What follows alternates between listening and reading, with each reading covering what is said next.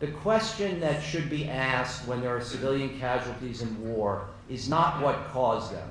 What causes civilian casualties in war is combat, and combat in proximity to civilians. And as General Devereaux indicated, the reality is that that's the most likely scenario that U.S. military forces and many other military forces are going to confront in the coming decades, is having to engage in combat with enemies in densely populated areas.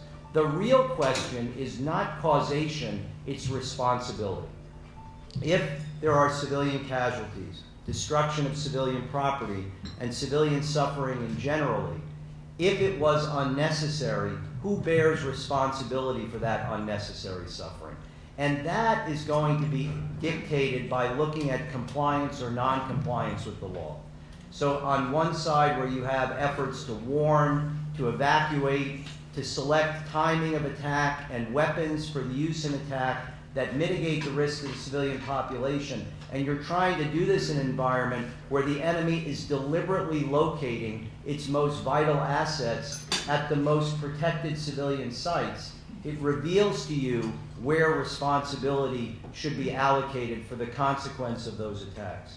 And focusing on responsibility instead of just general causation will have a positive effect on assessing compliance with the law.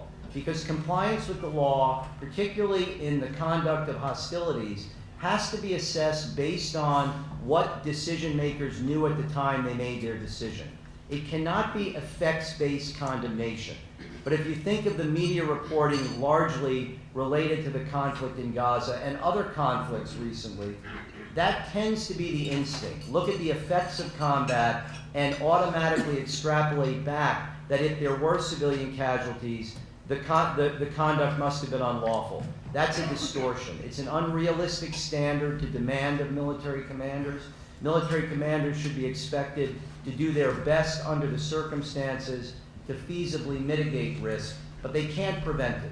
So if we focus on what the law really demands, which is good faith efforts to mitigate risk, and we look to the processes that armed forces and commanders use to achieve that objective, it gives us a better touchstone of compliance with what the international community has established is the standard of legitimacy and legality in war.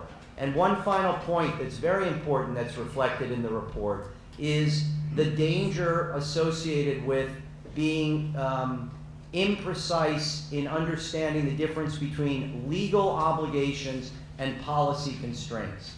Armed forces will routinely impose policy constraints on the use of force that exceed those required by the law, and the Israelis did this in many occasions, as many of these commanders have done on occasion.